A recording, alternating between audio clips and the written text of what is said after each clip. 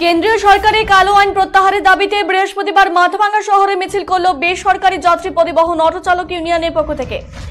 সংগঠনের পক্ষ থেকে জানানো হয়েছে, কেন্দ্রীয় সরকার চালকদের বিরুদ্ধে যে আইন চালু করেছে তাতে সমস্যায় পড়বেন লক্ষাধিক চালক। কোনো দুর্ঘটনা ঘটলে তার জন্য জরিমানা দিতে হবে চালকদেরই। এই ঘটনার প্রতিবাদে কেন্দ্রীয় সরকারের কালো আইন প্রত্যাহারের দাবিতে এদিন মাথাভাঙ্গা শহরে বেসরকারি যাত্রী পরিবহন অটো চালক ইউনিয়নের পক্ষ থেকে বিক্ষোভ মিছিল করা হলো। প্রতিবাদ মিছিলটা এটা দেশ জুড়ে প্রতিবাদ মিছিল হচ্ছে। আমরাও এখানে প্রতিবাদ মিছিল করলাম, যেটা হচ্ছে কেন্দ্রীয় সরকার পরিবহন চালকদের উপর যে একটা কালা কানুন যে একটা তারা চালু করেছে, পাশ করেছে, সেই কালা কানুন লাগু করার এবং চালু করার যে একটা প্রবণতা ইতিমধ্যে ঘোষণা করা হয়েছে।